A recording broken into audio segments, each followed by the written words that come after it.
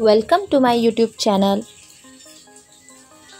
आजच्या व्हिडिओमध्ये सूक्ष्म अध्यापन पाठ योजनेची राज्यशास्त्र विषयाची प्रस्तावना कौशल्याचे पाठवाचन कसे काढायचे ते आपण बघणार आहोत। छात्र अध्यापकाचे नाव, शाळेचे नाव, कौशल्य प्रस्तावना कौशल्य, वर्ग 9वी, विषय राज्यशास्त्र, घटक आहे महायुद्धोत्तर राजकीय घडामोडी आणि उपघटक आहे परस्परावलंबन।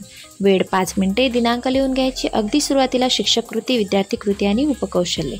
शिक्षक कृतीमध्ये पहिला मुद्दा येणार, शिक्षक विद्यार्थ्यांना पूर्वज्ञानावर आधारित प्रश्न विचारून पाठाची प्रस्तावना करतात।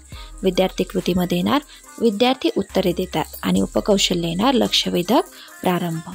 शिक्षकांनी विद्यार्थ्यांना पूर्वज्ञानावर अशा प्रकारचे प्रश्न विचारायची ज्याची उत्तरे विद्यार्थ्यांना घटकापर्यंत आणि उपघटकापर्यंत घेऊन जातील आणि विद्यार्थ्यांनी दिलेल्या उत्तरावर आधारित शिक्षकांनी नवीन प्रश्न विचारावा।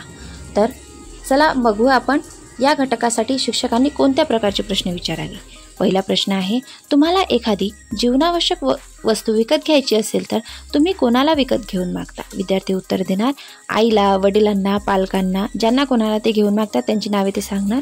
उपकौशल्यामध्ये येणार पूर्वज्ञान जागृती। त्यानंतरचा दुसरा प्रश्न आहे शिक्षक कृतीमध्ये, तुम्हाला अभ्यासामध्ये मदत लागल्यास तुम्ही कोणाकडे मदत मागता? विद्यार्थी कृतीमध्ये येणार मित्राकडे, शिक्षकाकडे, पालकांकडे।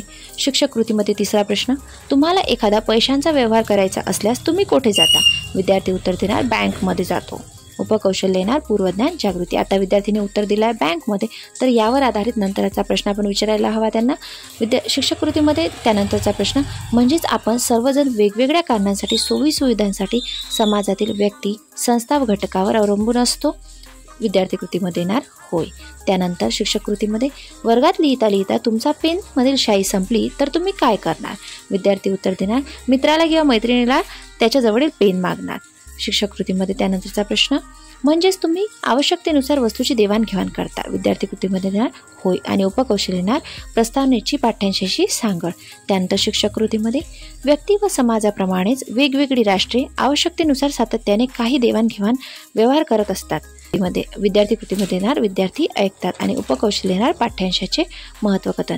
शिक्षक कृतीमध्ये शेवटचा मुद्दा, तर आज आपण महायुद्धोत्तर राजकीय घडामोडी यामध्ये आंतरराष्ट्रीय व्यवस्थेची वैशिष्ट्ये, परस्परावलंबन याविषयी अभ्यासणार आहोत। विद्यार्थी कृतीमध्ये येणार विद्यार्थी ऐकतात आणि उपकौशल्य येणार हेतुकथन आणि शीर्षक लेखन।